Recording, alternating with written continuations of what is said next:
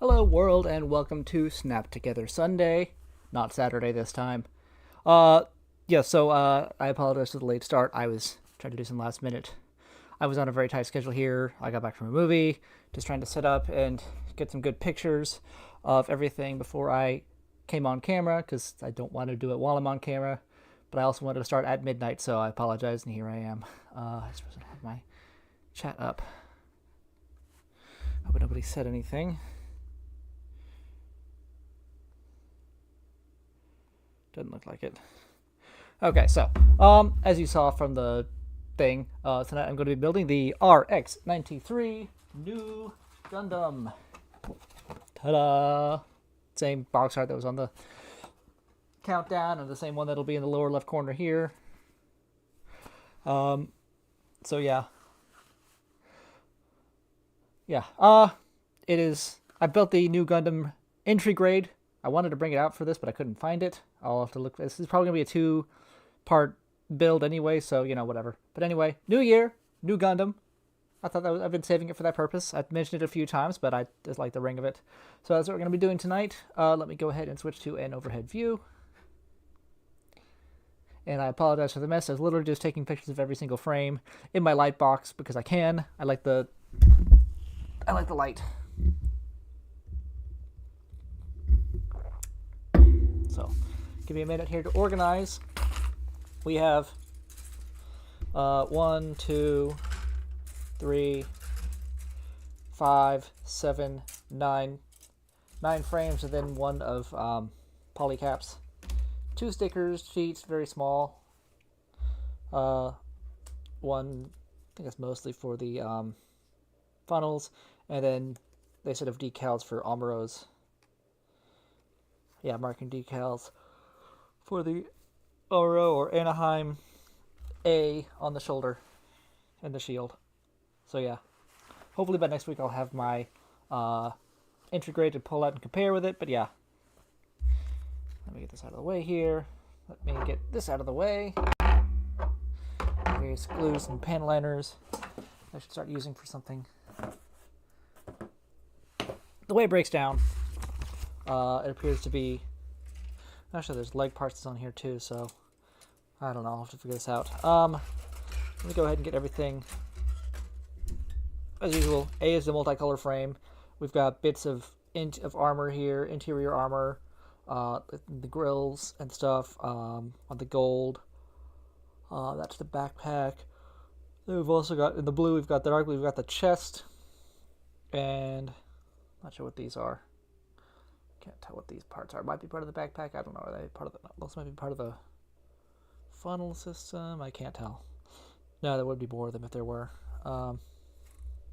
Anyway, mostly the chest, bits of the gun. The red contains little details. That's the cod piece, and I don't know. Beam sabers, and that's all for frame A. Frame B is white. D is also white.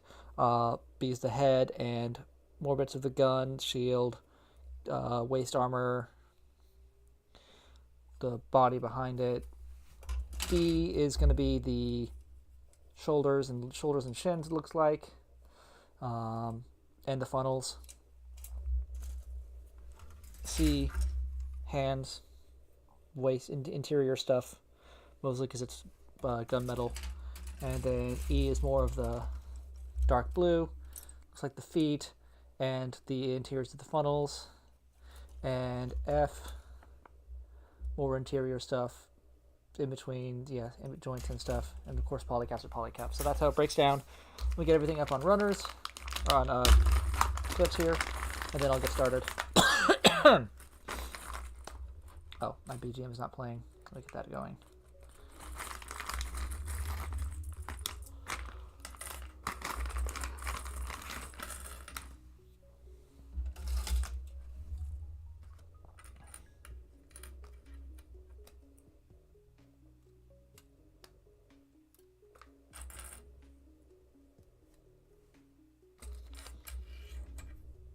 Care about color coding. Just gonna get stuff up, and I should probably look into some bigger clips for this, but For now, these will do.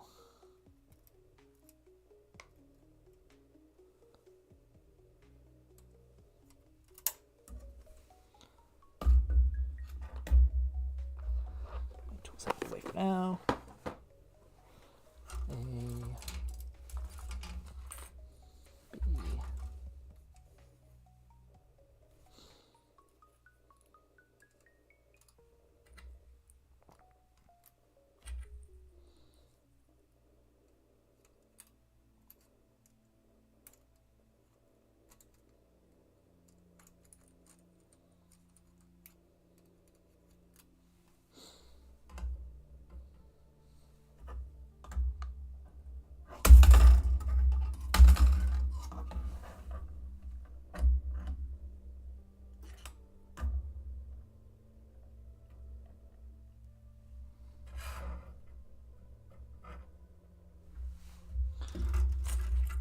See.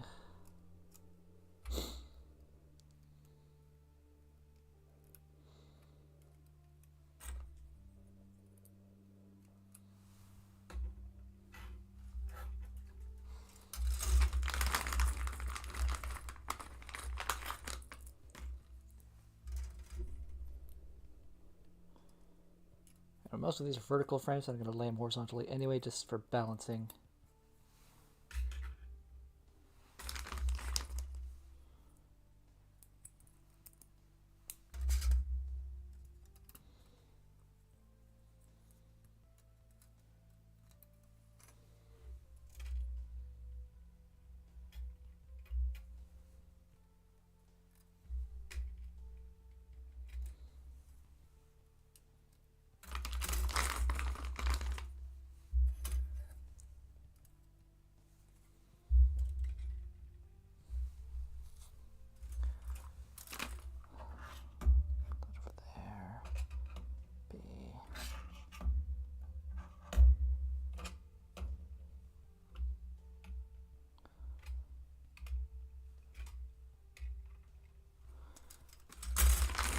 You can't really see them, but I promise they are here. We put some on some entertainment for the meantime.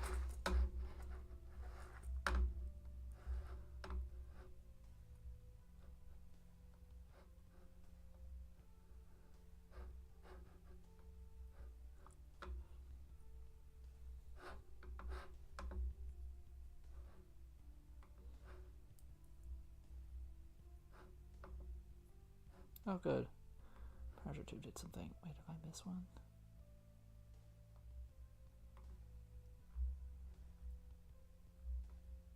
Guess not.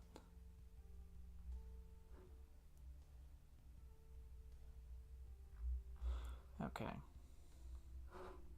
Tommy wasn't the only thing back for Power Rangers 12th season. Dinosaurs as a theme returned to...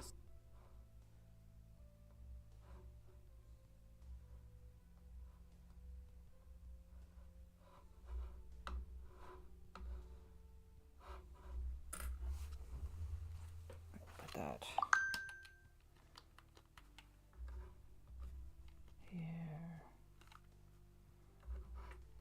See if Pop Tommy wasn't the only thing back for Power Rangers 12th season. Dinosaurs as a theme returned to see if pop culture lightning could strike twice. While it might not have lit up the cultural lexicon in the same way Mighty Morphin did back in the day, good designs and interesting Megazord transformations certainly gave fans a lot to enjoy from the next of the Disney seasons.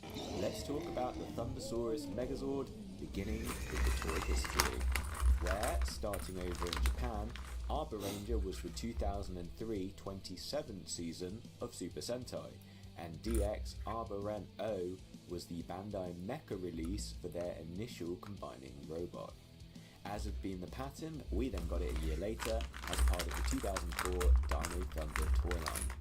I didn't buy it back then because I wasn't buying stuff at the time, but as you know, 2020 was one long year for many of us, and I knew it would come up on the channel eventually, so I went for a used one, which explains my lack of box for it. And for some reason, I bought another one. I think the price was basically going a lot cheaper than I paid, and I thought, yeah, why not? So yeah, this is fun, as it's one of those rare times where we can see it in both modes at the same time. The lore Alright. of the show is that these started as biozords made from combining dinosaur-like DNA with machines. They were made by Tommy, who, as we know, had priors with Dinozords, and Anton Mercer, spoiler, the guy who would become the season-long big bad Mesogog. The Biozords get tamed by the Dinogems and Morphers, which finish them off as Dinozords and give them their Ranger colour scheme and control. Onto the design, so for the second season running, our default Megazord is interestingly another 3-Zord combiner, but this is a very decent one, possibly one of the best attempts ever. Quick look at the actually, directions. Looks like on one of the E frames I don't need to use part 7, so that's fine. That's the only unused part. What is part 7? I'm curious. E7. Oh, okay, that's because it's a backpack piece, and that's the one's asymmetrical backpack design. That makes sense. All right.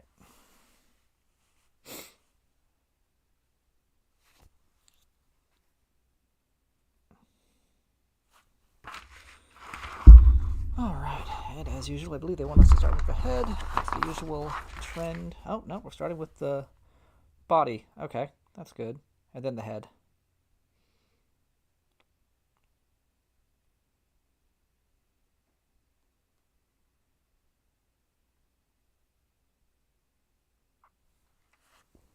As usual, I'm going to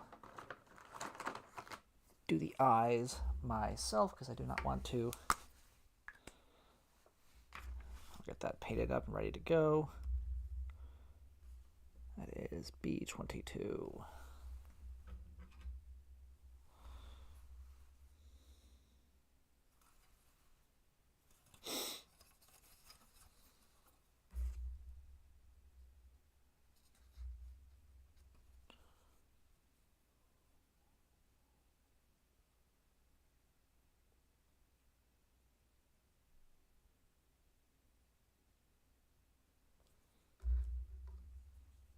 the start of a Power Rangers dinosaur season tradition where they'll always start with a 3-Zord combiner.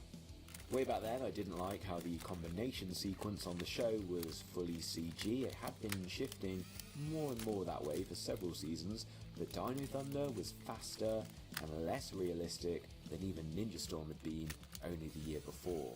I thought they were supposed to be getting better and more realistic like the old miniature model versions, but nah, they were just taking it supersonic so you didn't notice. I also didn't like that the show was taking away that more grounded realism to the transformations. I did like that it appeared first in a night battle, however, and at least there was still a show suit used for some of the shots. This is very much the result of taking the original 1993 Megazord and putting it through the conduit of the 2003 Storm Megazord from the season before, in terms of it being a 3-Zord combiner with lots of maximalism to its design. I'm pleased to say that all 3 Zords look substantially different to the Dinozords that preceded them. Yeah, 2 of the original 5 have been culled from the starting lineup, but it's obviously the non-dinosaur ones that were. The holy trinity of Power Rangers dinosaurs make up for a great trio. Alright, and they, like let's the get into it. Megazord, the prominence is again given to one Zord over the others. This time, Red Ranger gets top billing. And actually, the way they've redesigned these from the versions a decade earlier is quite significant.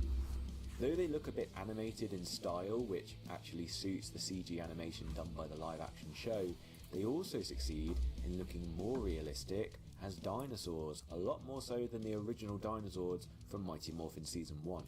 The T-Rex has a more accurate stance than the original, and while even this iteration of the Tyrannosaurus isn't fully there yet, it doesn't have a neck, it does look really striking. The Tricera also looked great. 4 individual legs and feet were a big design upgrade from, the tank treads that Billy's version had. And the Terrazord is determined to do more than just be a chest plate again, and while that purpose is here, it also becomes the helmet for the Megazord. So it does do more, and it provides a nice visual pop of colour to the centrepiece of the Megazord, whereas Kimberly's Zord couldn't even be pink on the outside.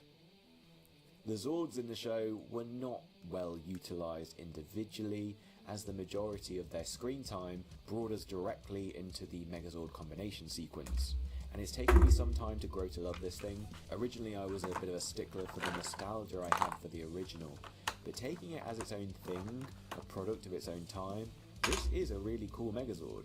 The colour scheme is fantastic too, with gold and silver being very effectively used to unify the design across all three of the Zords.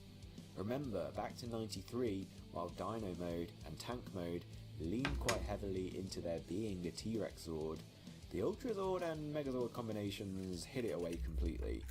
Here, the T-Rex is the most prominent part of the design, with the literal head of it emerging from the Megazord's chest, a la the Bear Zord from Season 3's Ninja Megazord and the Lion Zord from Wild Force. The tail becomes a literal arm, even the feet retain the T-Rex aspect, which is something that will carry through to the next Dino Megazord 11 more seasons later. Let's talk differences to the original, and I must implore everyone to go and watch the 2016 review from Ranger Review, because that's where I got the majority of these facts from. The big obvious one I didn't need them for were the leg armor pieces that were changed from gold chrome to gold paint. A huge shame, considering that they kept it in the shoulders, on both sides of the shoulders at that. It would have looked so good if they just kept the leg covers as gold chrome. There's missing paint from the backs of the T-Rex claws. I'm actually fine with this one, to be honest. I even googled it for this review. Apparently T-Rexes don't even have claws at the back of their feet. Wow, so cutting production budget actually made something more accurate for a change. They tinkered with the electronics slightly. Japan had an A and B symbol up on the shoulder to indicate which mode the drill would rotate in. Bandai changed it to arrows indicating clockwise or anti-clockwise, and off in the middle. I could have done without the big garish black on red off text that they printed so prominently on its shoulder, but the arrows are way more useful than A and B letters ever were. America also added a triangle to the front of the T-Rex, but the two directional modes aren't created equally, as one functions only when maintaining pressure and holding down a second button on the T-Rex Zord's chest. I kinda dig that as a change. Ranger Review called it a Try Me mode, and I think there was an opening version of the box that must have supported this if you were in a store. I don't think we got batteries included in the UK though, so ours would have just been a regular box. There should be a little more silver paint on the helmet part of the Terrazord. Again, minor, pretty easy to fix. You don't really even miss it, to be honest. There's also silver missing from the Tricera's legs and headpiece. I do think the headpiece addition would actually dress it up quite nicely. And if we do break the paints out, yeah, that's where we're making the change. There were triangles on top of the T-Rex legs which were painted gold in Japan, but weren't in America. The outline is still there if you want to correct this though. I think the gold chrome was the one big mistake Bandai America made. I actually like the changes to the electronics and the addition of the press and hold mode, and the missing paint this time is luckily all stuff you don't really miss, and you could patch it yourself if you do. What's bad about it then? Now I love a Megazord that does more than just snaps together on pegs, and the Thundersaurus Megazord definitely gives you that in its T-Rex Zord. Its transformation is even more complicated than the Lion Zord that formed the Storm Megazord frame from the year before. In fact, I'm remiss to say this, but it's almost too complicated, especially compared to the other two Zords. It's great and I love the feeling of satisfaction from transforming it, but there's lots of fiddly bits, often on not quite strong enough peg clips, like the waist clip and the weird leg covers that connect in two places. Then in Megazord mode, part of those leg covers become redundant and now there's nowhere to put them. Kind of reminds me of the Lion Zord front legs from last year. Then the Terrazord, getting that into the right position for Megazord mode is also a bit challenging sometimes. You really have to look for that chest clip to determine which way around it's even supposed to be. It's only a minor foible and I do still love this transformation overall, but it's something to be mindful of. Bright colours do not necessarily mean this is an easy transformation, especially for younger fans. And while we're ripping on bringing them together, it's quite tricky to pluck out the Megazord mode head from within the T-Rex Zord head, and proportionally it looks way too small for this Megazord. They were obviously very limited by space within the T-Rex head to make it work, which is crazy because in Megazord mode the T-Rex head looks massive, especially compared to the screen suit version. The ring that they've used to connect the T-Rex head in two ways is another challenge because it limits how much space there then is for the Pterosaur helmet to attach over the top of it. But I think these days there probably would have been a more effective combination method used here. That ring probably wouldn't even be there. I do wish they'd looked at this a bit more back then, because it does stand out compared to what is otherwise a pretty proportionally bulky Megazord. I also didn't get the tiny grey plastic clip that apparently came in the box with either of my auction buys. That would have allowed the T-Rex spinning arm hand to hold the shield mode better and apparently be less likely to spin around. Not the end of the world, but a bit annoying. Because yeah, the arm is actually the thing that spins, not the tail, which clips on. A little tiny shame too that there's no third mode here, like we got tank mode as the third mode back in season 1, but I guess the weapon transformations sort of makes up for it a bit. We'll get onto that in a minute. It's definitely all more positive than negative with this one though, so what is good about it? Well, where does over a decade of Megazord design get you? Compared to Dino Megazord, articulation's been added to the knees, but unfortunately, unlike Dino Megazord, there's now none in the elbows, but generally most Megazords haven't had that for years anyway. Not a bad development overall. The T-Rex tail drill arm, because of how it combines in Zord mode, is able to move horizontally, so between that, the waist twist, that's also possible because of Zord mode transformation, and the knee bend, again also possible because of the transformation, you can spark a bit of life into the poses for Megazord mode, even if the head is unfortunately stuck in one position. The Megazord did a good job at incorporating all three dinosaurs and giving them a unique part to each play in Megazord mode. Yep, Connor's T-Rex was the most prominent, and actually it's its dino drill tail that becomes the signature move of the whole Megazord, being supported by an electronic feature similar to what we saw back on the 1996 Zeo Red Battle Zord. So yeah, this is our first Zord with an electronic feature since, alright, the Mammoth Revolver from the year before, and actually this Storm Lightning Megazord in America. And if all this new design change scares you, the toy does give you a way to return to the past slightly, as the tail can also function as a detachable sword when combined with the Triceratops. And hey look, the T-Rex and the Tricera had hands hidden back there all along. It wasn't another Wild Force disaster. For Ethan, the Tricera fist was his Zord's big move, but actually on the toy it can also function as a shield on that newly revealed arm.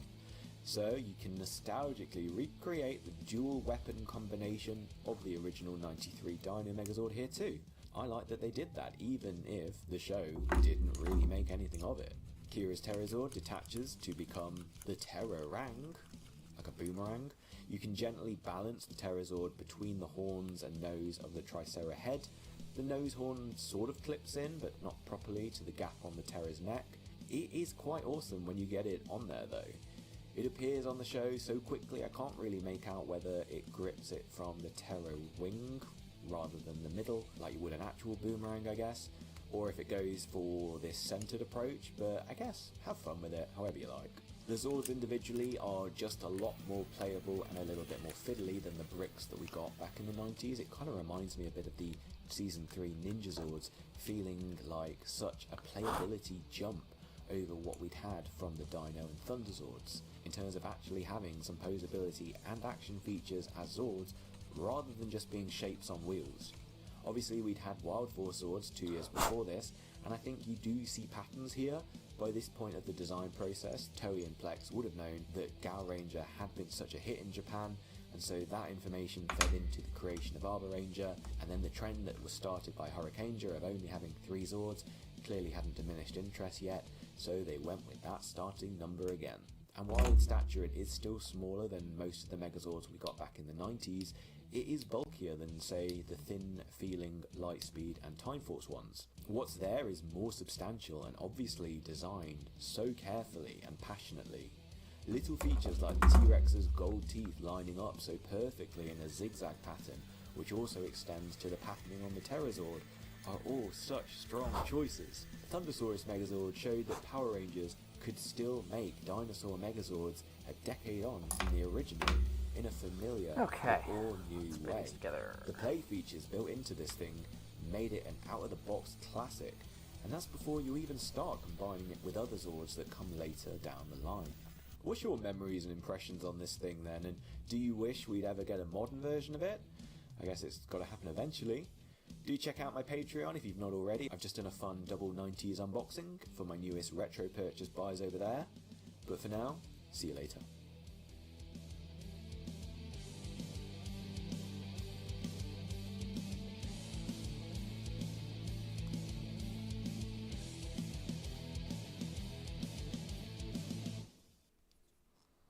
That's clever.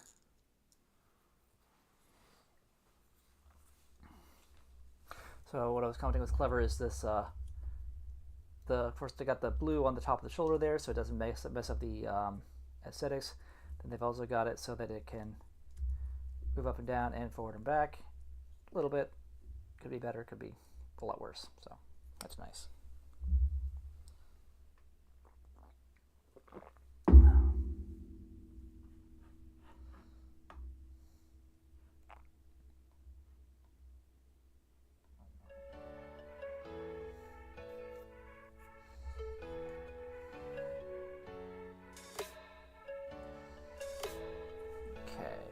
B, that's the waist, polycap 5.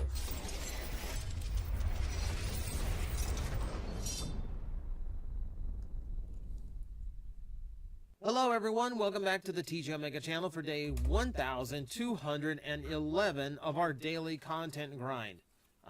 Just real quick before we begin, there's a little bit new to the intro. If you haven't watched the outro lately, there's more new there too. I have a really huge project in the works that's going to be coming very, very quickly. You've seen me tease it for last year. It's about to drop. So if you follow the socials that I linked there, they'll find them in the description below as well. That'll let you follow the progress and let you know exactly when you can see the full reveal. I'm super, super excited for this. I cannot wait for everybody to see it, and I want to see as many people there as possible. So please consider giving it a follow on your social media of choice. Most importantly, follow the Twitch channel. You will need that. So, it's debate time once again, and I'm actually happy with these results. So the last time I asked you, what is the better Transformer weapon? The traditional blaster rifle or the more modern arm cannon? And yeah, we actually had a decent split of 60% went blaster rifle, and essentially 40% went arm cannon. So I'm actually happy to see that. I was really going for something that wasn't going to be one-sided. Okay, applause all around. We all did it. Good job, everybody. I personally am a rifle and blaster person. You know, it does not make sense to me for them to fuel them, their weaponry with their own essence, with their own energy supply.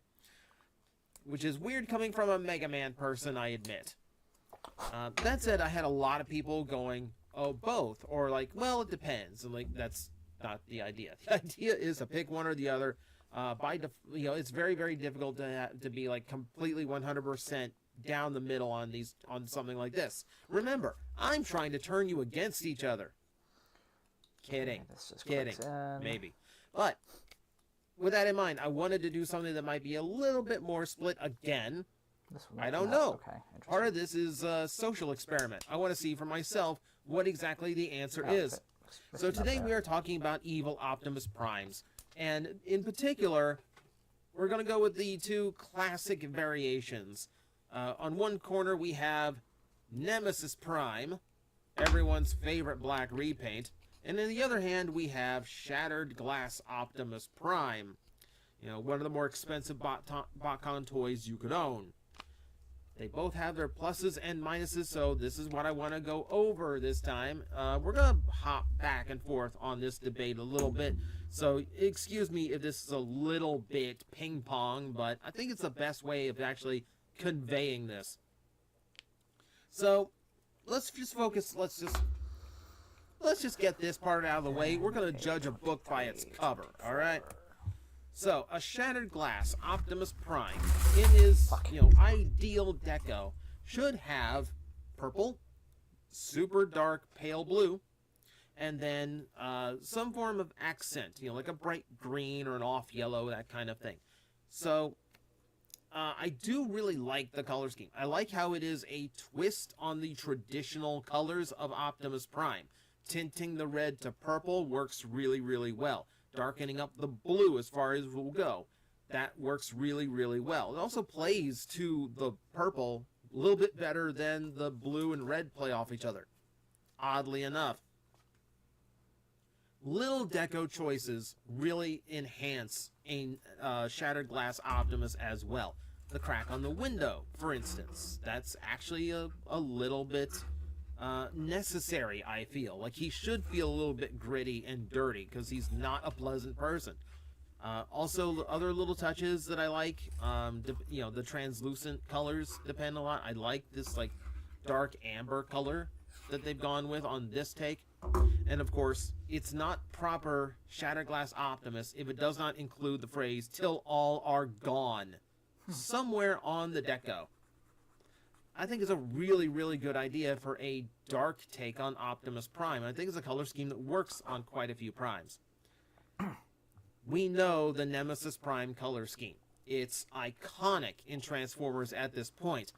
Let's be honest with each other, it is a little basic, right? Like, let's just make him a black repaint. Oh, he's got dark red translucence. Oh, he's so evil.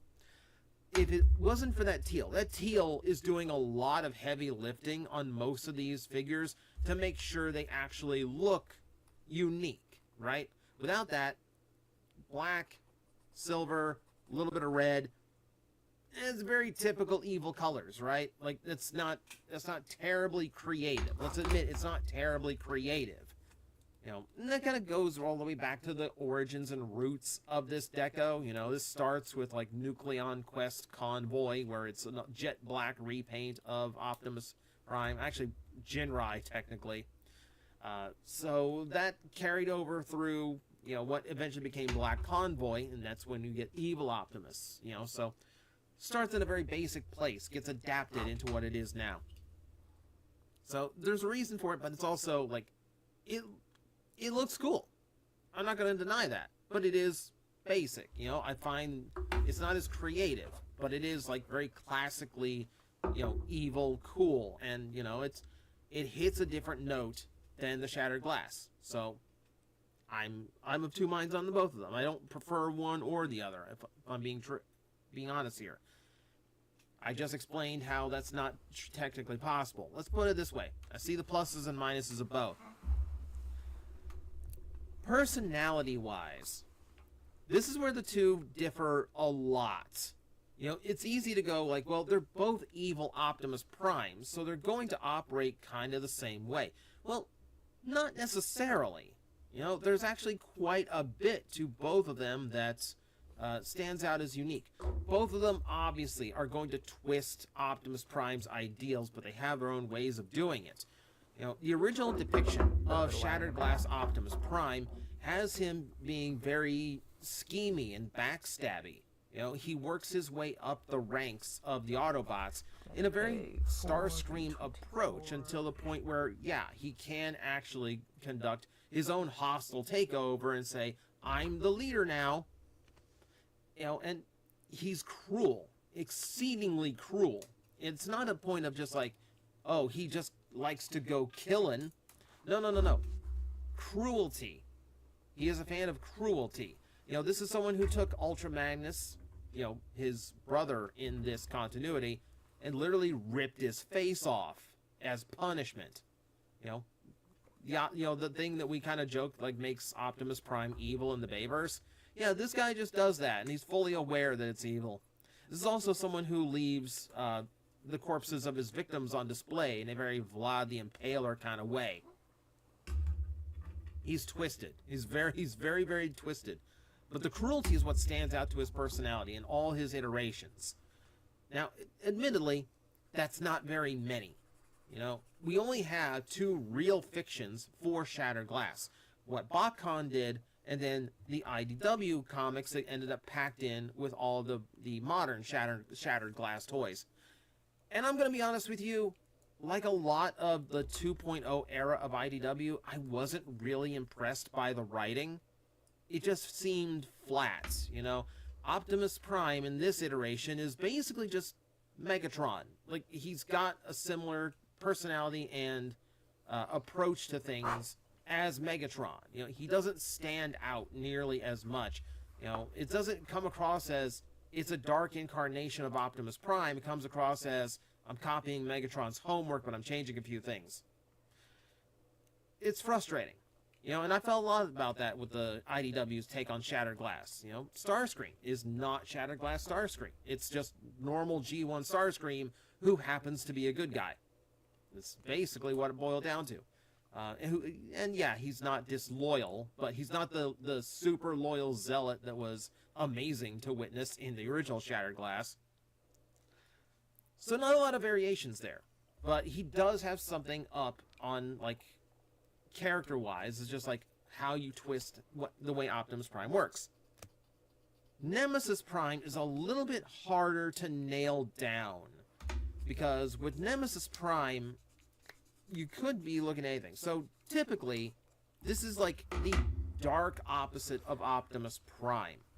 So you have someone who has his strength and his tactical abilities, but, very twisted and violent, right?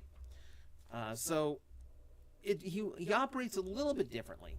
He's a little bit more on the brutal side. He's not, like, backstabby. He's very much just, like, authoritative. That type. But that said, it really does depend, doesn't it? One thing that I feel like Nemesis Prime really has on Shattered Glass Optimus is he could really be just about anything. Like, take the original Black Optimus on the evil side. So what they called Black Convoy, what we called Scourge. He does have Optimus Prime's cunning. He does have Optimus Prime's power. But yeah, he is evil. He's ambitious. But he's also, he also has a loyalty to his own evil leader. So he has a lot playing to that. And he also has, like, this little, like, sliver of hope that there's some, like, goodness of Optimus Prime that got copied along with him. But he serves well as, like, this evil clone type. And a lot of Nemesis Primes end up as evil clones, So that plays into the variety. You could also have Nemesis Primes who are just like the dark iteration of the original Optimus Prime. Whether that is through corruption, or like the dark manifestation in his heart, or the evil, like the opposite, of the universe, like the equal and opposite reaction to Optimus Prime himself. You could have your Nemesis Primes who are minions of Unicron. And they are just violent for the sake of violence. They are mindless creatures bent solely on destruction. There is a clone of Optimus in one fiction who literally just is out for destruction. He's just corrupt. He goes after Autobot and Decepticon alike. He is just out to kill. And then, of course, we have, like, it's Optimus Prime himself, but his programming's been altered. That would be your, what was the last one? The Last Night take on Nemesis. Probably the worst take on Nemesis. It was Optimus Prime with some ketchup on his face. But the point being, you can get a lot of possibility out of a Nemesis Prime. It can basically be whatever the story calls for. Whatever you need a Nemesis Prime to be, that's what he can be, and that's what you can write into what you are doing. So in that, he has a far more expansive array of what he could potentially be than Shattered Glass Optimus Prime. That said, he doesn't have every story advantage when it comes to your evil Optimus Primes. The fault is that he has no origin. His origin is always he was copied off of an Optimus Prime in one way or another. He's the dark incarnation. He's been corrupted by Unicron. He's a clone that was designed to be evil. Different ways of creating him, but they all just mean that there's no past or history to the character. So while what you can do with him story-wise is wide open, personality and interaction-wise, he gets extremely limited. His Nemesis Primes very typically relate with or interact with other characters. Your best bet there is like Galvatron and Nemesis in the Netflix series, which we don't like to acknowledge, but we'll acknowledge it for the sake of this example. However, we have Shattered Glass Optimus Prime, who does have an origin, because he is just Optimus Prime from a different universe. And he starts basically the same way. You know, depending on fiction, he is Orion Pax, or in the original depiction, he's Optronics. And again, he's something of a just paper pusher. He's a librarian. And spending a few centuries poring over tomes, trying to find the meaning of life, and then ultimately deciding there is none, tends to drive a bot insane. A lot of what Shattered Glass Optimus Prime is comes from a base insanity over his own realizations and wanting to defy them. You know, the reality is that the meaning of life is what you make of it. And he decided to make a massacre. This is when you get very stabby, when you work your way up the corporate ladder that is the Autobots in this fiction. You know, this is the point where, like, you develop the mindset of till all are gone. And you just really, really like hurting people. But that means he has history. You know, this is also an Orion Pax or Optronics who used to call Megatron a friend, who had actual interaction with other Transformers. You know, this one is constantly battling between all these other minions and all these other usurpers and, of course, heroic Decepticons who are also coming after him. So you've got Rodimus scheming to take over leadership. You know, you've got Ultra Magnus disagreeing with his leader methods, and all these kind of things that give the Optimus of the Shattered Glass universe more to do and more interaction. And of course, he's got his own loyal soldiers. He's got his own version of the Seekers, made up of, like, you know, your cars, you know, like your Sideswipe Blur and Goldbug. He has character possibility in the fact that he actually interacts with other characters, and he actually stands as a proper leader. While a Nemesis Prime, in some rare instances, can be a leader character because they adapted Optimus Prime's mentalities and tactical abilities, that ultimately still means that he's not really leading anything. Scourge is the only one. That's just a platoon of Decepticons. This Optimus Prime is after global, universal domination. That's a little bit more ambitious. So that gives him more drive. Like, that gives him more direction. And it gives him more interaction. And that also brings out a lot more character than, say, a Nemesis Prime. So where I feel like a Nemesis Prime's strength is in everything he could have been, a Shattered Glass Optimus Prime's ideal is what he has been and what he is now. Oh, I did not. Damn it. It sounds very similar in story beats, but it is very, very different. And ultimately, it does give you a different type of flexibility as far as what you do with the character. Beyond this point, we could go on harping over the details, going over every iteration of both characters, but really, these are two similar characters that have very different possibilities to them as far as who they can be.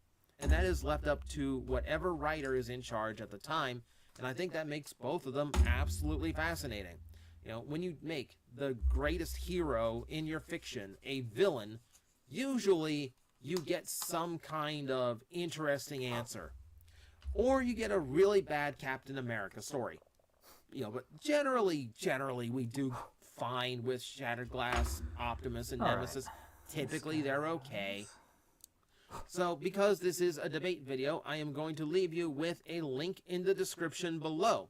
That will take you to another straw poll, and I am inviting all of you to participate. Leave your vote there and tell me, which one do you like better? Is it Nemesis Prime? Or is it Shattered Glass Optimus Prime? What is your favorite evil Optimus, essentially? And yes, I know there are others besides those two. Put your Toxitrons away. We'll handle things like that another day. But for now, I want to focus on the two major ones. And yes, I'm aware some of you are going to say both. That's fine. But you're free to leave that in the comments below, along with whatever you chose and why you chose it. I'm curious to find out. So, with that said, thank you very much for watching. Happy voting. I'm looking forward to actually seeing the results. And as always, I will see you next time. You've been waiting a long time, haven't you? But the wait's almost over. You're about to meet the brightest star in the universe. we're going to make an impact.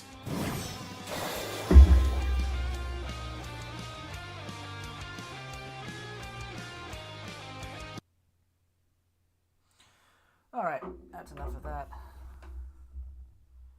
I'm going to switch over to watching Space Sheriff. Actually, I lied. More YouTube.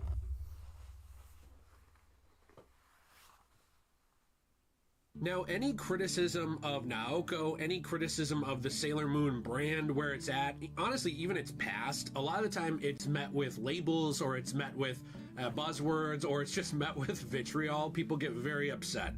I want to clarify something here. Normally this would start with Jill and her voice, because she is the one who introduced me to Sailor Moon. I am her husband, Jay. I have my own channels, and I'm often on this channel too. But when it comes to a topic like this, with Sailor Moon's collaborations, and where the entire, I guess, story is at, like where it was left and what happened with it, I think she gets a little nervous about topics like this just because of how passionate people can be. Personally, I don't care really if people like me for my opinions or not, but I am an American fan, and again, something I think shouldn't matter, but to give you some perspective, I am someone who did not grow up with Sailor Moon. I don't have the nostalgia of Sailor Moon. I actually found Sailor Moon in my 20s, but it is something that does mean a lot to me. It's something that connected with me that I very much enjoy.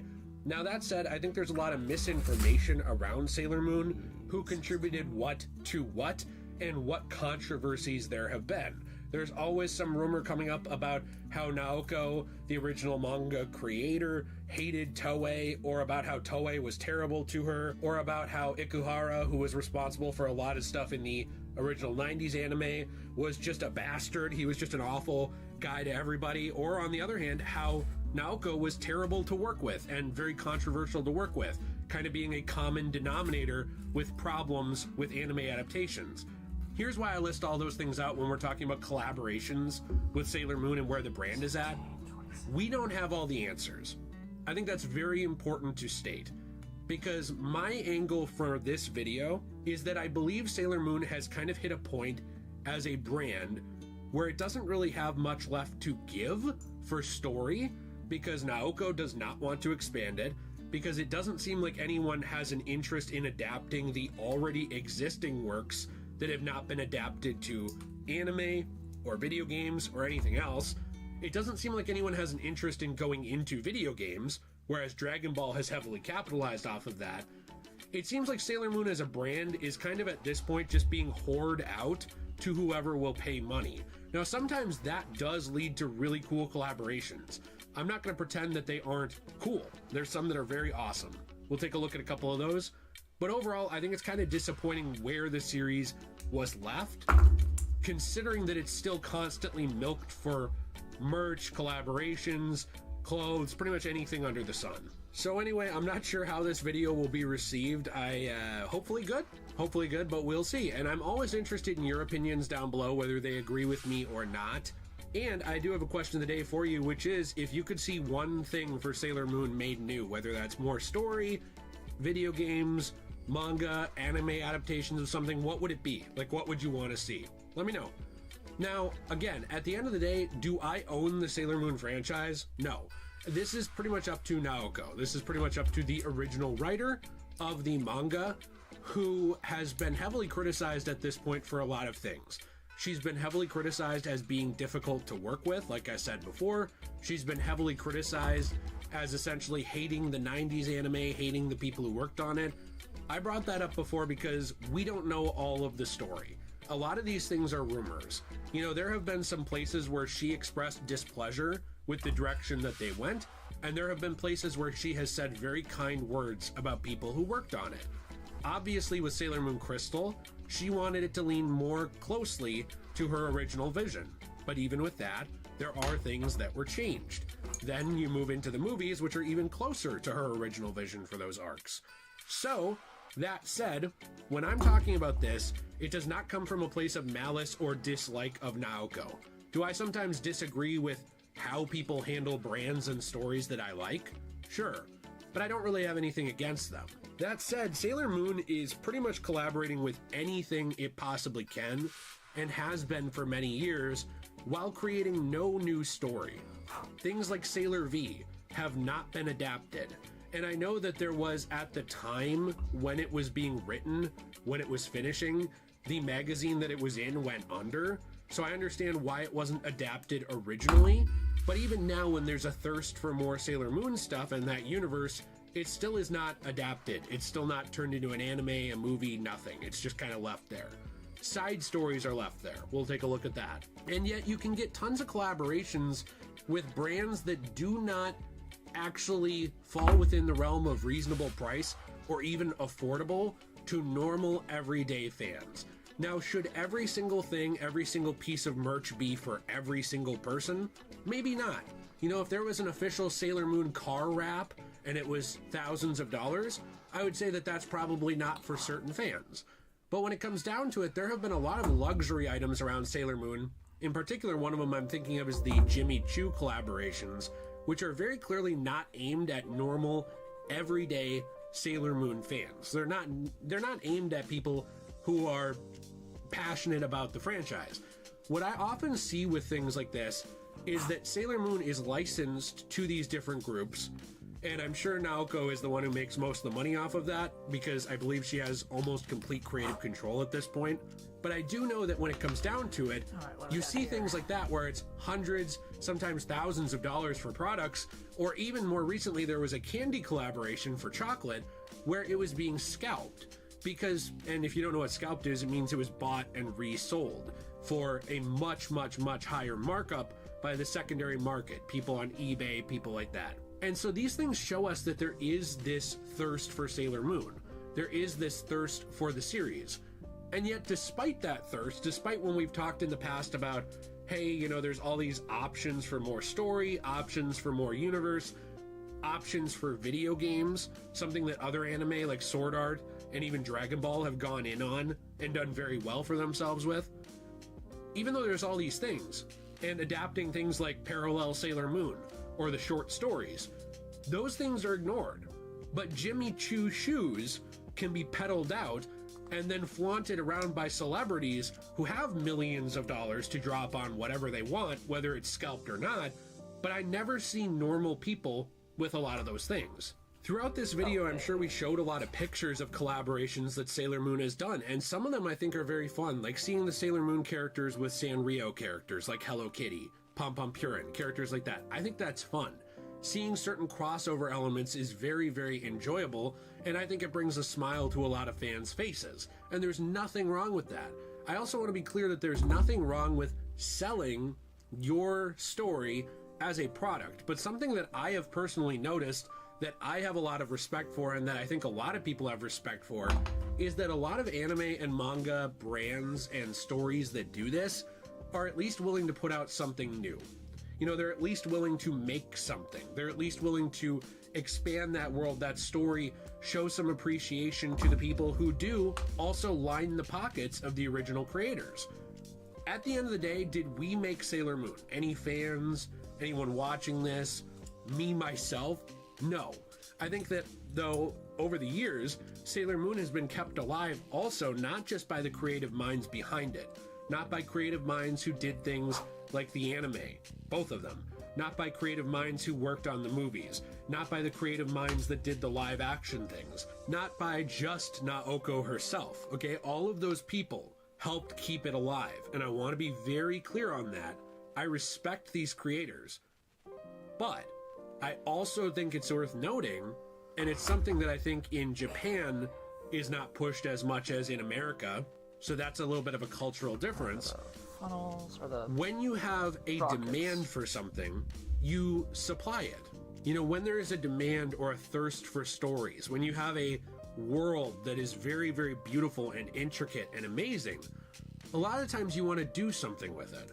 Now, does that mean that you want to milk it into the ground and ruin it? No. And I see that argument all the time when I've mentioned things like this in the past, that, well, you just want them to milk Sailor Moon. You want them to make stories forever. No, absolutely not. But they're already milking Sailor Moon. That's my point. Every time there's money to be made on underwear, there's a Sailor Moon collaboration, candy, drinks, all of these different things. If they can slap Sailor Moon on it to make a buck, someone is doing it. Now, who do you want to blame for that? A lot of people blame Naoko because they say, well, she's the one in creative control now. In the past, it was Toei. Now it's her.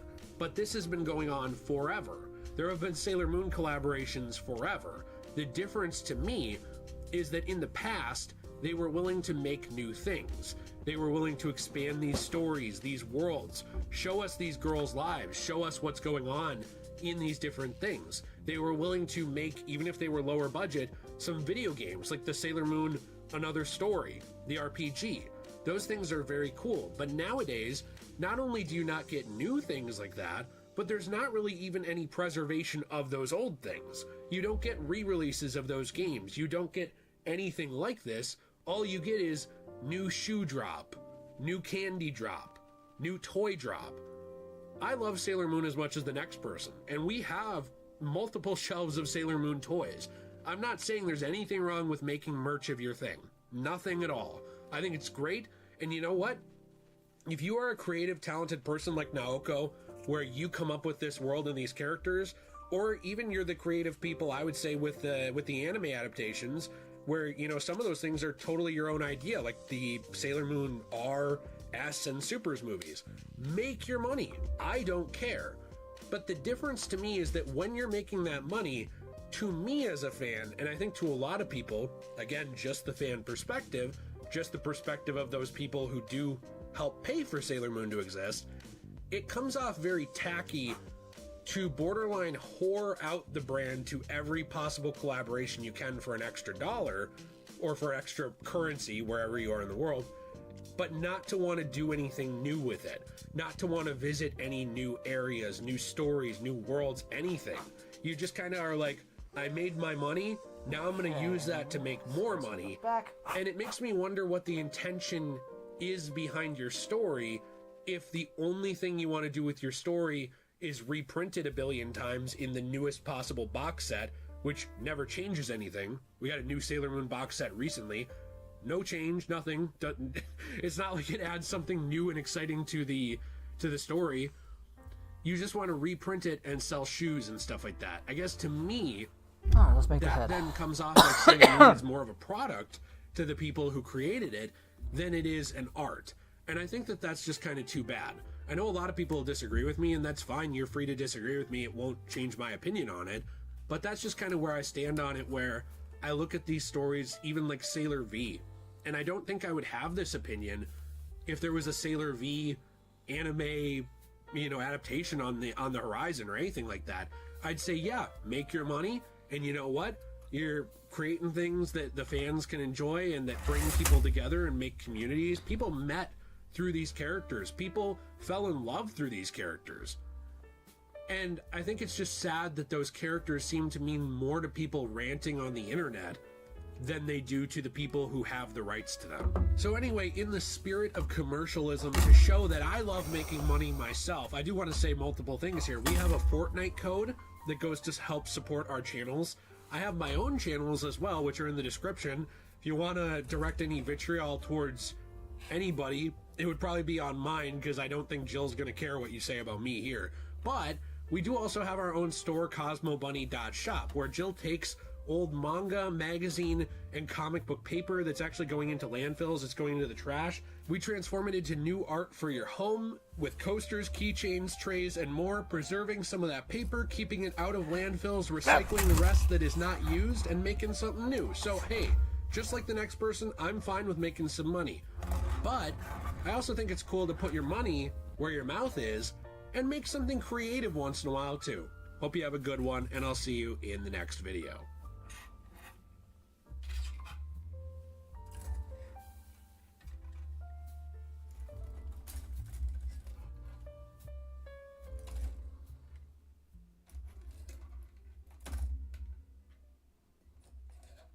That was a good video.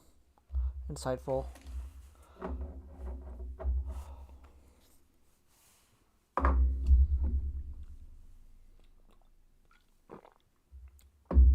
Alright, on to Space Sheriff Gavin for real.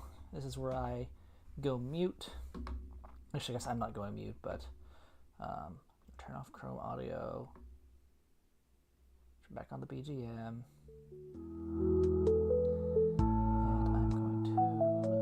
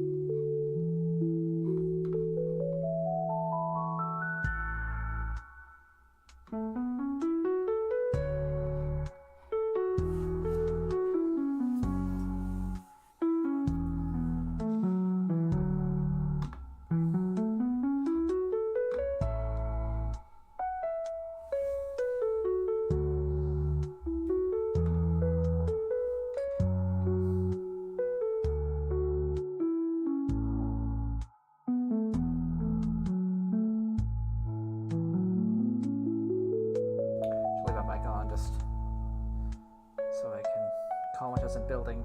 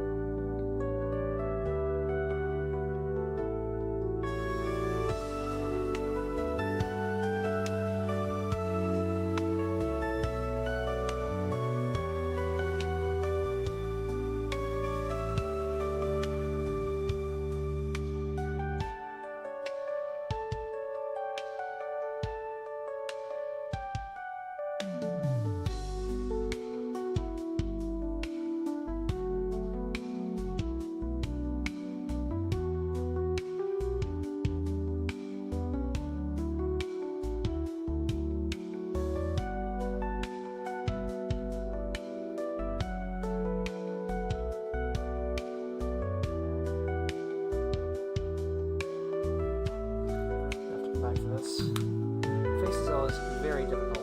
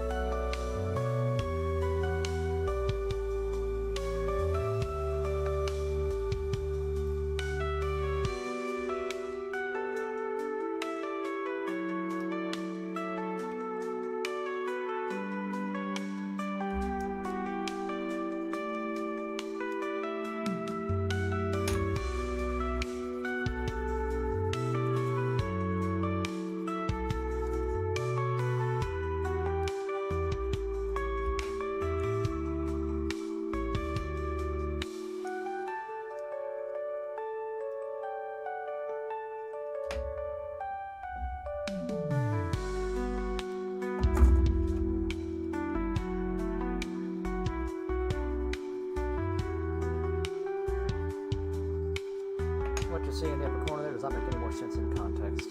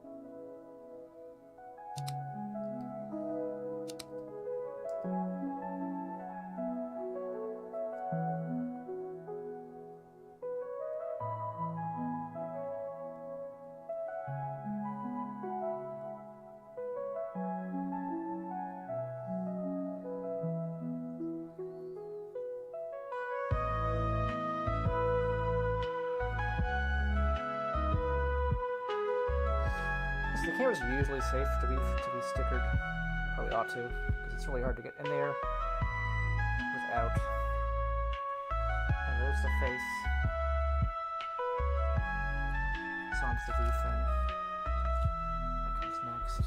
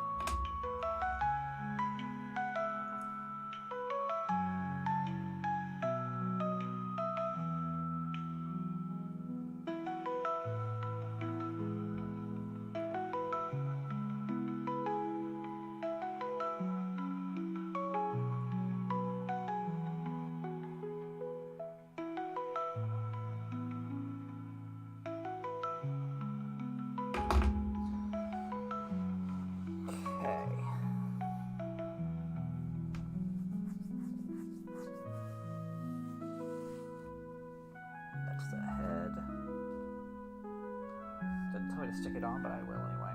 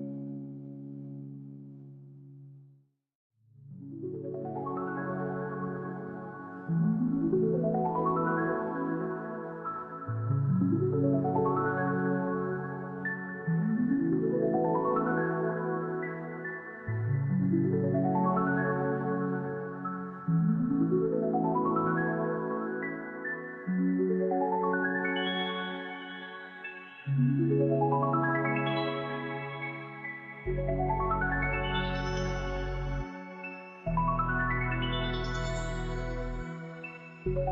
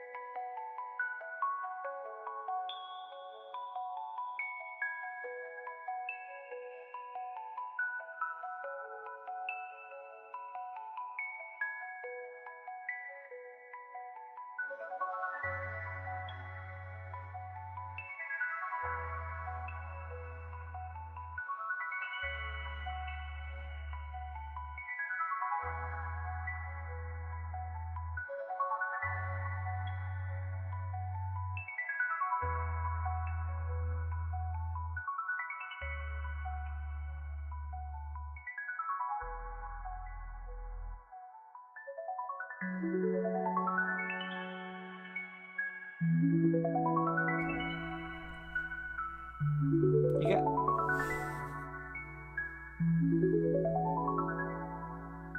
You got me there. Yeah, I forgot I muted my mic because I wasn't talking. I wasn't talking. And yeah.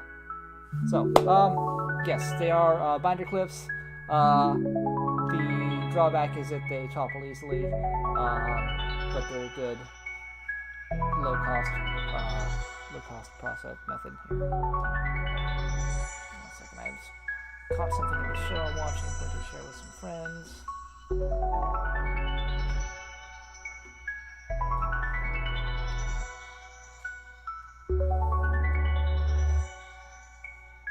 Oh, what I was saying, I was trying to identify this actor because it's not.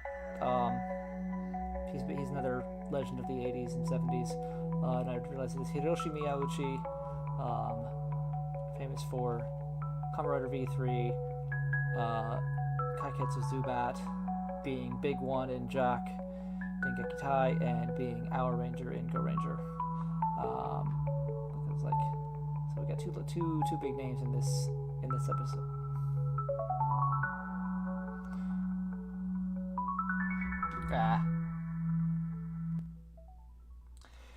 I have no scale of how loud that is. I apologize. I keep it up because I want something to be playing when I'm not talking. But yeah,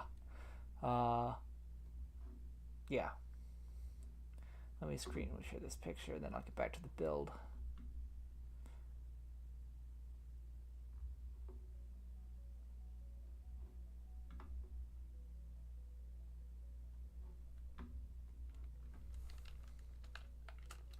Wrong chat.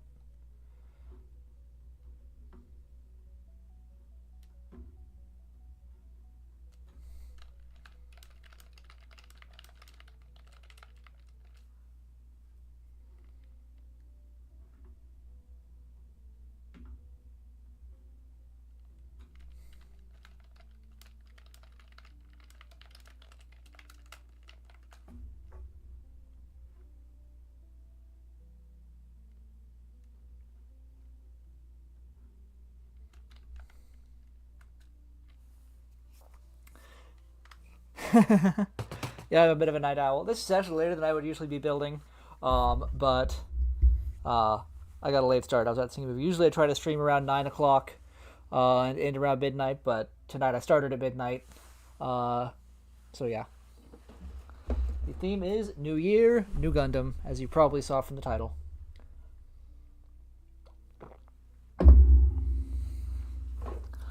Now then.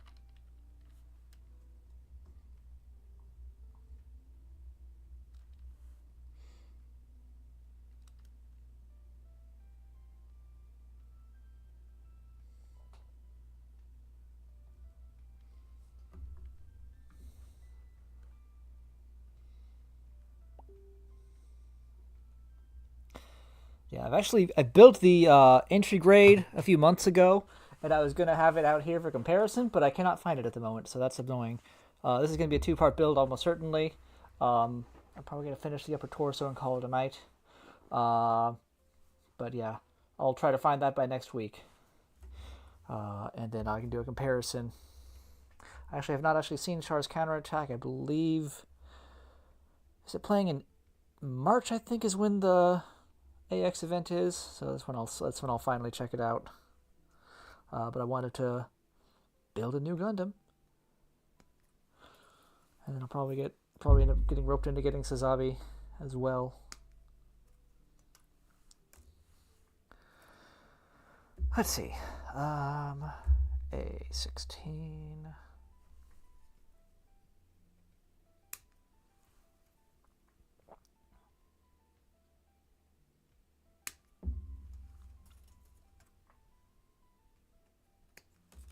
Yeah, I'm new-ish to the Gunpla specifically.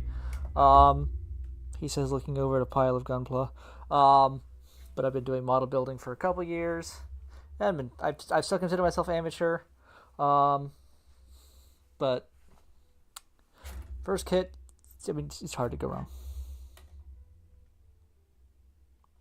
Yeah, I mean, I do everything. High grades are just cheap, so easier to justify. But actually, my primary. Do I still have the box down here? I do not. Let me show you something. Turn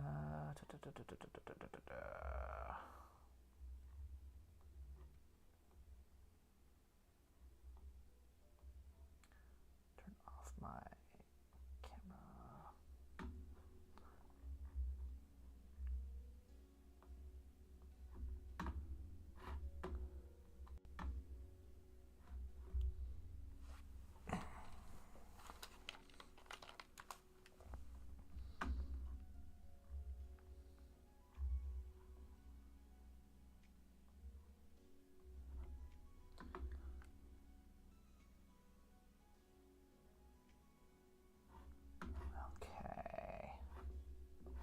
So I mostly do SMP. Here's my most recent build, Daltanius.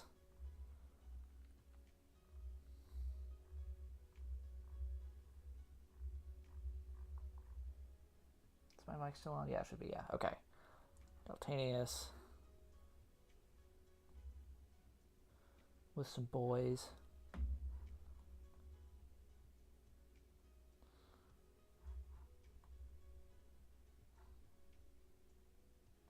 And those can get pricey. That's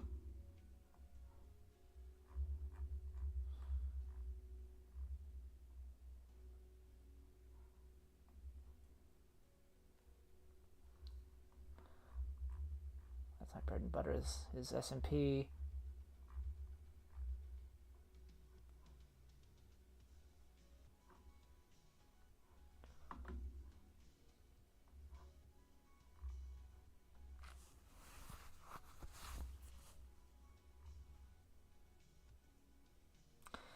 Yeah, I have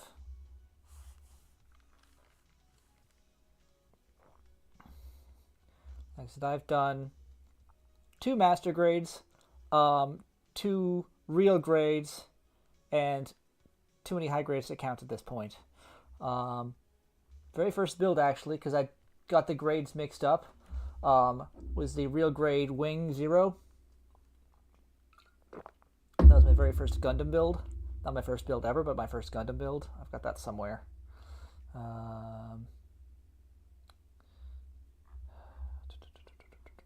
I not create them? There we go. Wing Gundam builds. Yes, they're different. I don't have the pictures in this album yet. I'm still working on the album, so anyway, here they both are. Wing 0 and Epion. Built it like close to 2 years ago now. I would say it shocked me, but it wasn't a hard build. It's just intricate, except for some. I lied. There's some parts in the build. I don't remember what now, but there was some parts. I think it was assembling the arms or something that made me swear like a sailor. This is mostly Epion because I don't have the pictures of the wing build in this album yet. I'll have to go back and find those. But anyway, so Wing Zero is my first build. I've gone back and decaled, or not decaled it. Well, actually, yes, I have decaled it.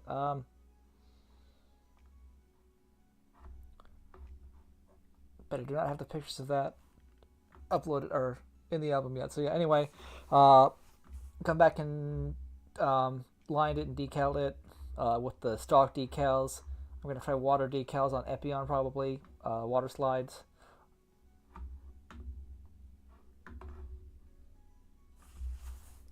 It's honestly, it hasn't been fun. There's been a couple. There's a few joints on the wings, a few peg holes on the wings that cracked, that I've sealed back with glue. But it hasn't. Nothing's broken on me other than like just a few cracks in a couple of joints on the backpack, which is due to weight and small parts. I think there might have been a part that broke on the head too. I forget. I don't know. But yeah, it was fine. Like I said, I'm not inexperienced. That was just my first Gundam build. If it had been my first build ever, would have been probably scared me off of the hobby. But fortunately, I bounced. I was fine. I was like, oh, so this is Gundam, and then from that I went to the Master Grade Grandpa 1.5 version because I didn't realize it was what they had at the store. I didn't realize it was super basic, like super old. Would have gotten like the 2.0 or the 3.0 if I'd known. But there he is. And like I said, next to Unicorn, Master Grade. Because I've been wanting the Unicorn. I wanted a Unicorn for like 10, 15 years since I first laid eyes on it. Even before I got into model building. I was like, that's cool and I'm going to get it someday. And I did. And so I built Unicorn. And that's a beast.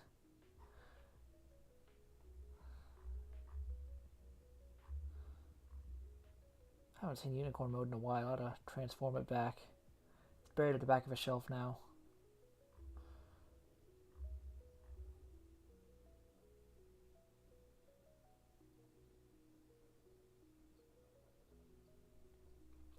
Yep, I fell down that hole early on. I got a lot of paints and brushes, and I haven't used most of them. Used a couple.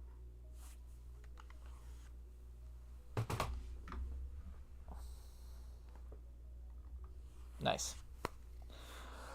I will show you my backlog real quick.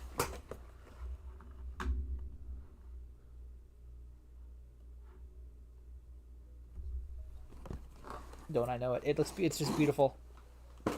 It's beautiful. So in my backlog, I plan to get this done before the new year, but here we are. I was able to get the Nobel on reissue, so that's coming up.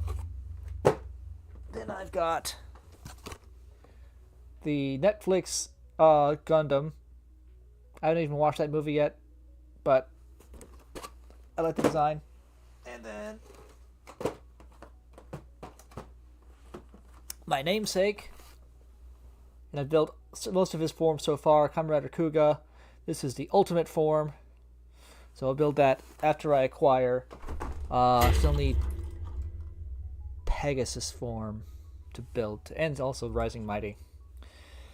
If you're not a fan of Kamen Rider, I'm sure that means nothing to you. But anyway, that's what's on my to-do list, and then I've got a bunch of SMP kits that I still need to ship from Japan.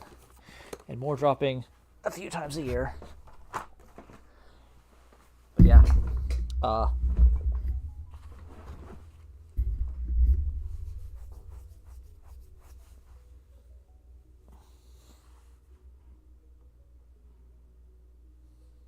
Yeah.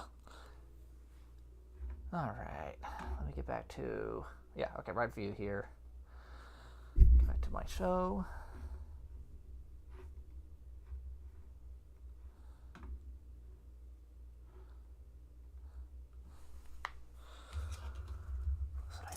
here? Anything else from A? Doesn't look like it.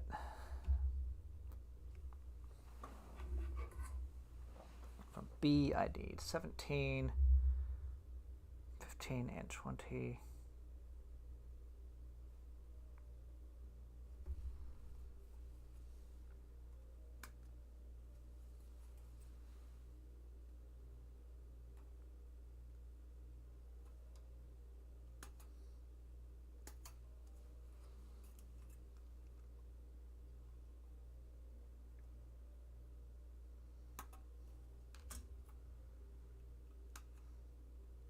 By all means.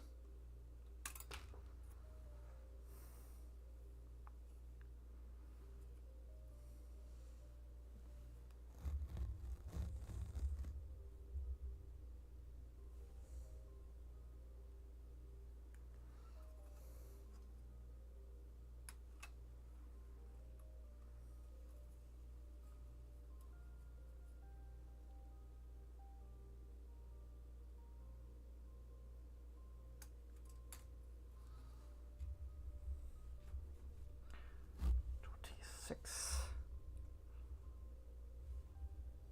Oh, that's a different. Okay, that's a different gun. No, it's the same gun. Oh, I see. Yeah. Okay, two different guns. Let's cut them out anyway.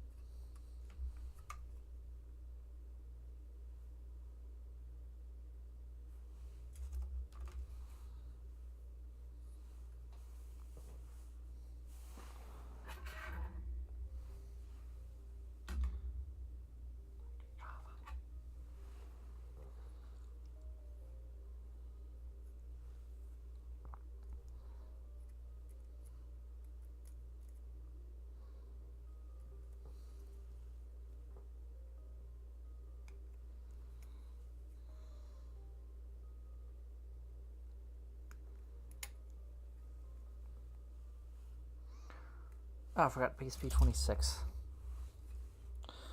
Forgot the muzzle of the gun.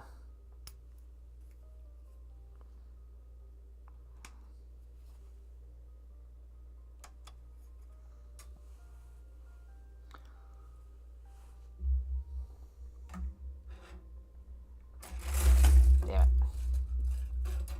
it.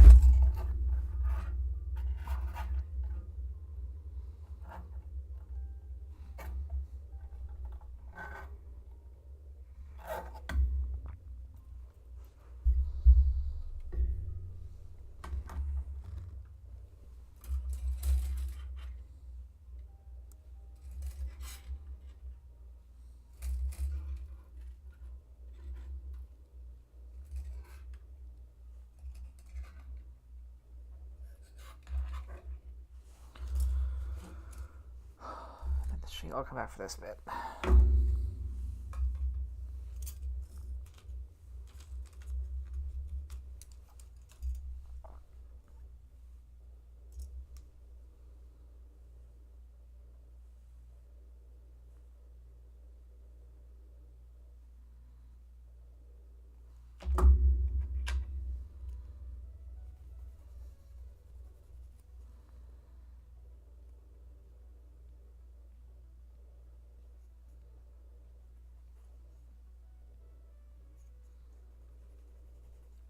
But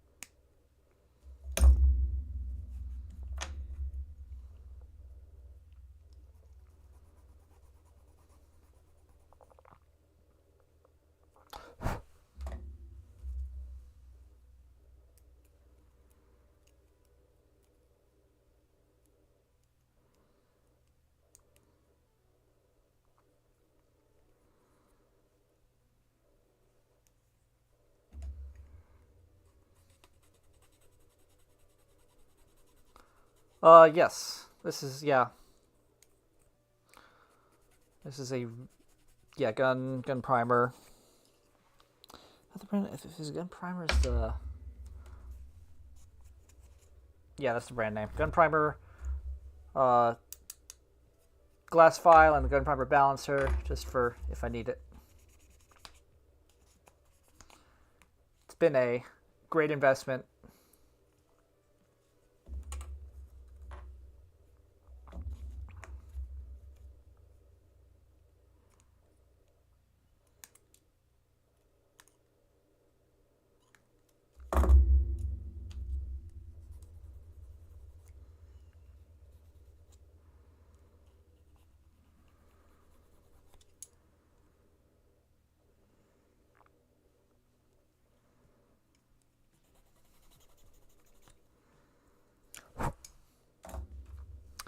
Wrong gun.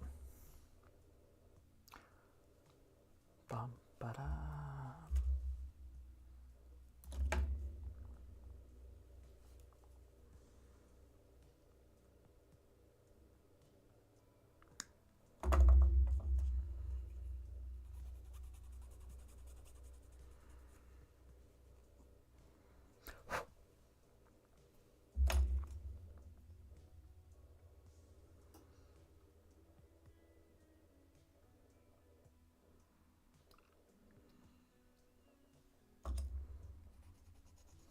I mean, I've got both.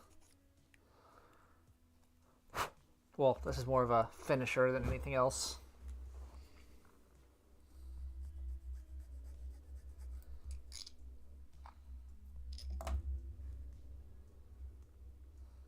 But, I mean, it doesn't have to be gun primer brand, but a glass file has been a life changer.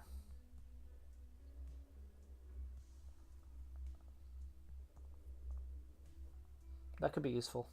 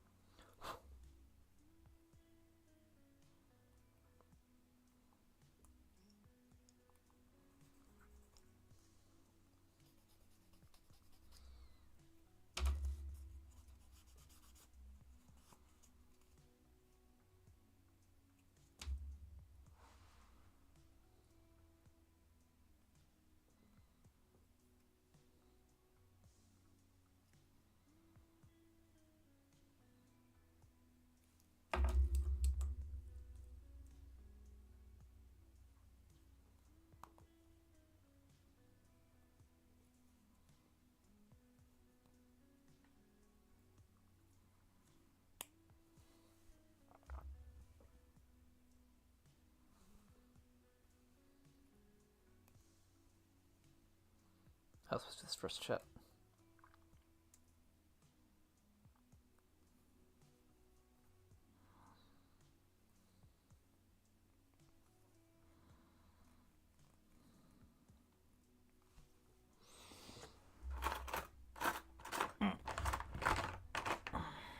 Where's my...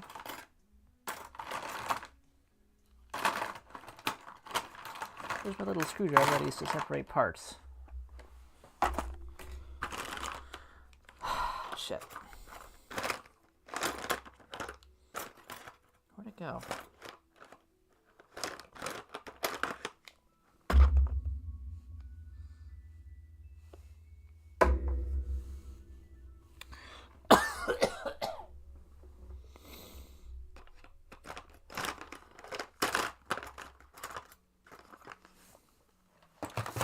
That's annoying. Where'd my separator go?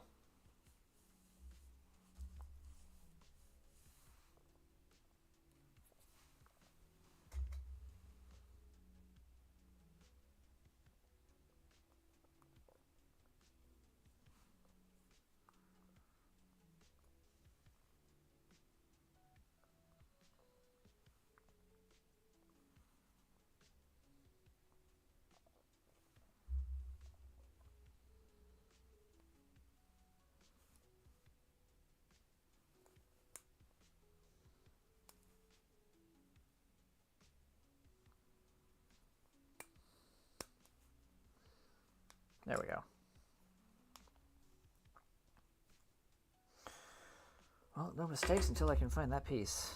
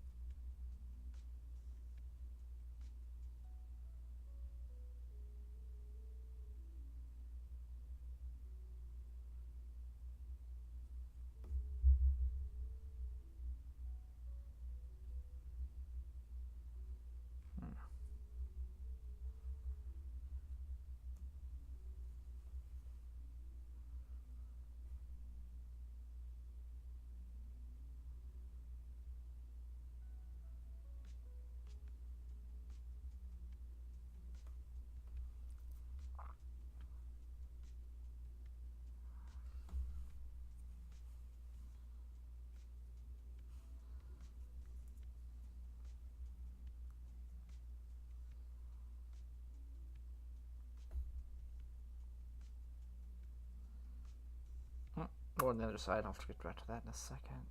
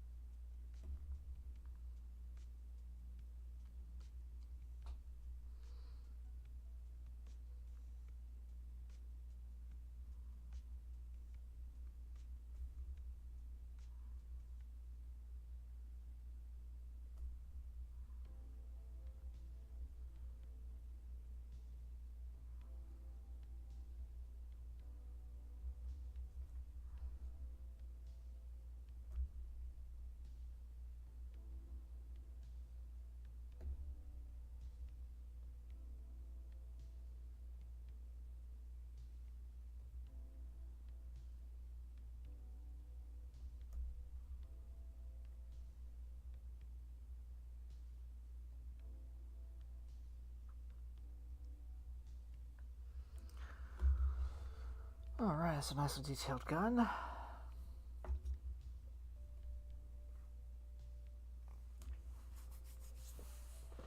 Did you say no? I do not. I will be right back. I need to grab something.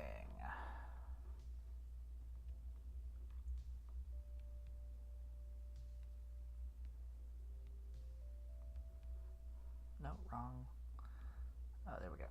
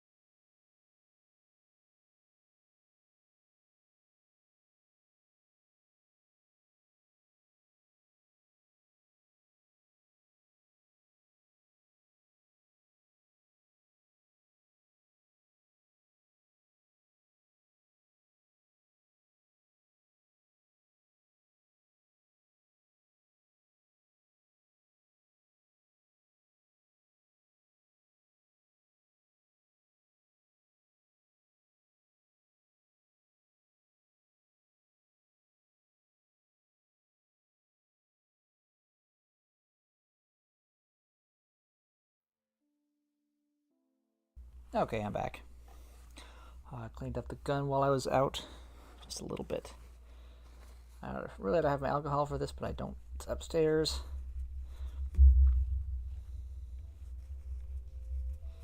For the most part, just rub out the parts I need to.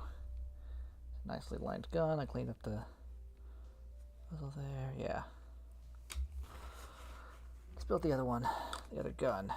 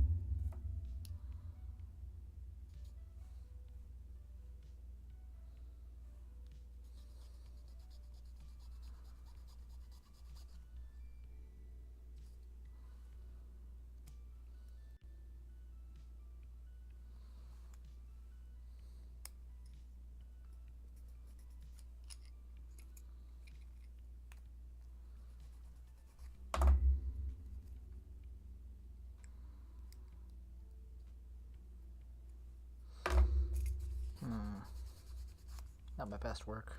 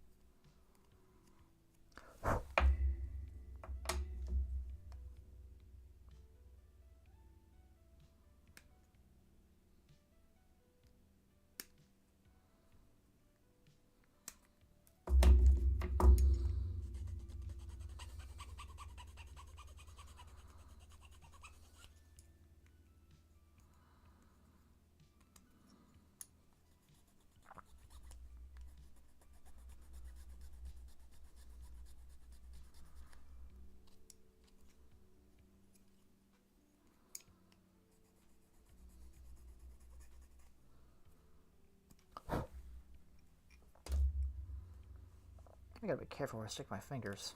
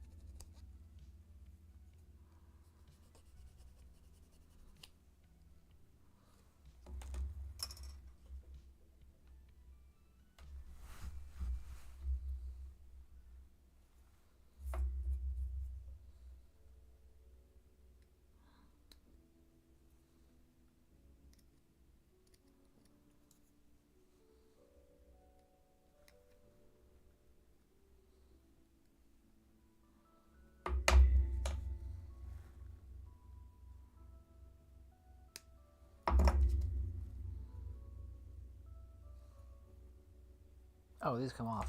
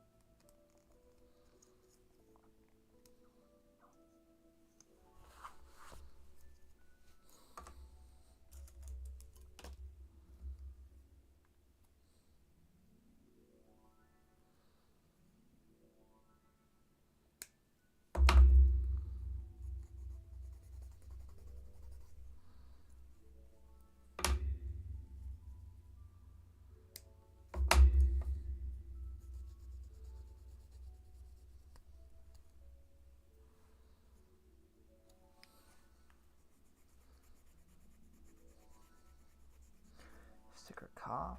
That's black. Okay, I can do black.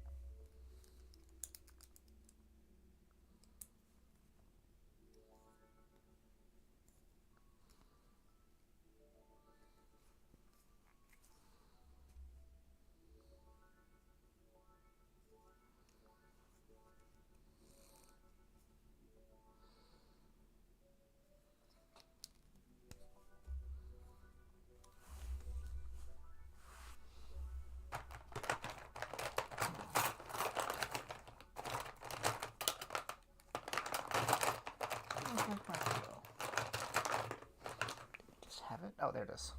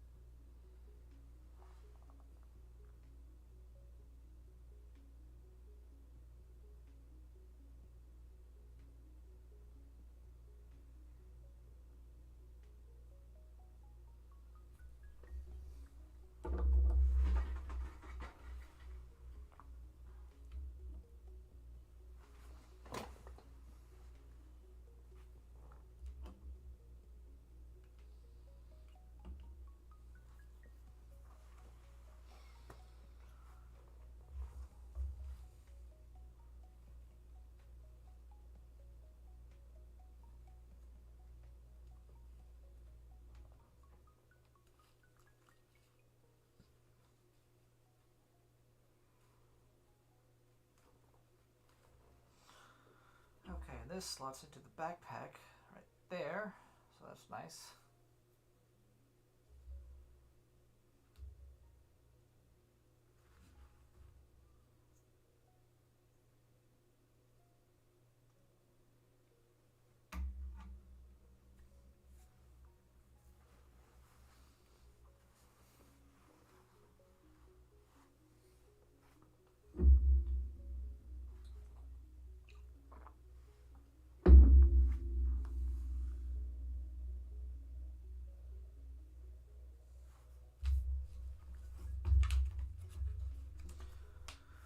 All right.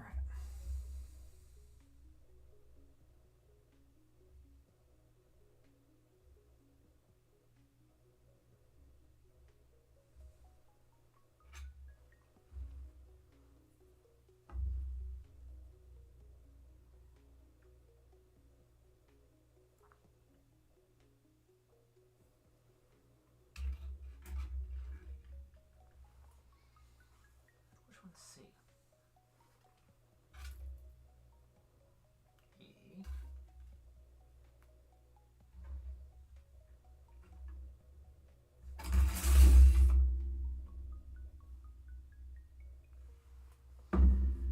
A, B. These ones are B.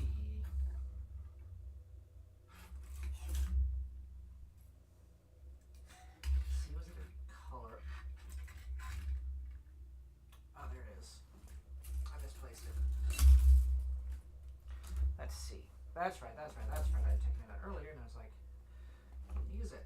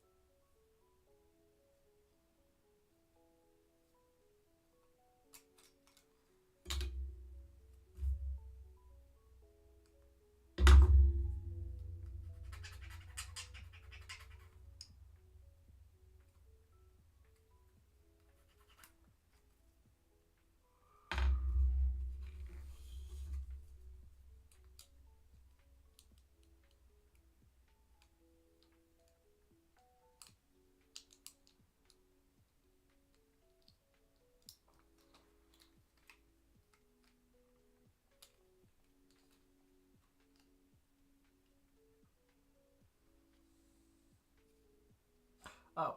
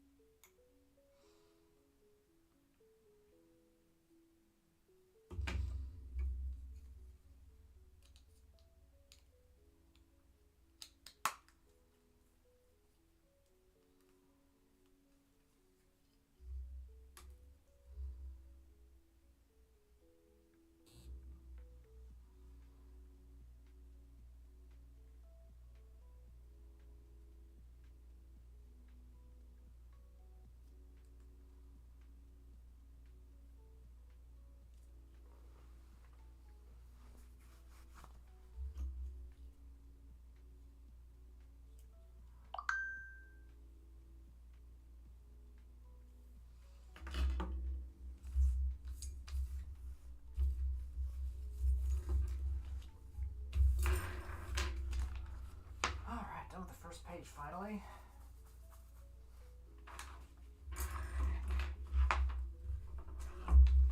This might end up being 3 nights.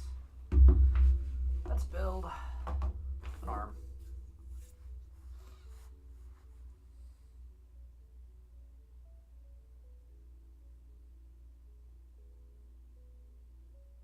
You know what? Let's not. It's been 2.5 hours, so I'm going to call it. I expected to get further along tonight, but that's just how it goes.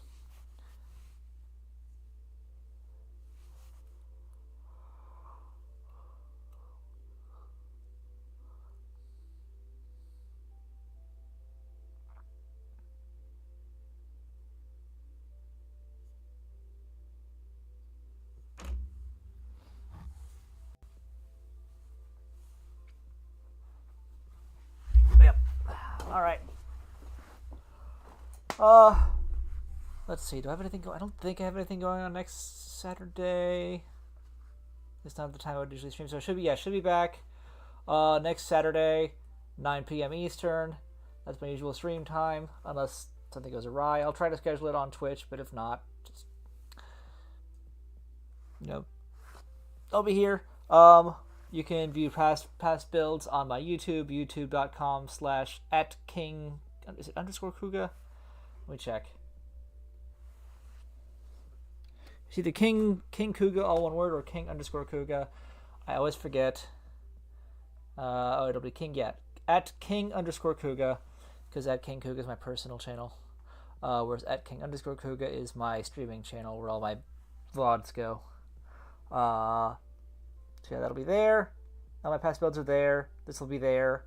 Because Twitch only has a 1-week retention policy.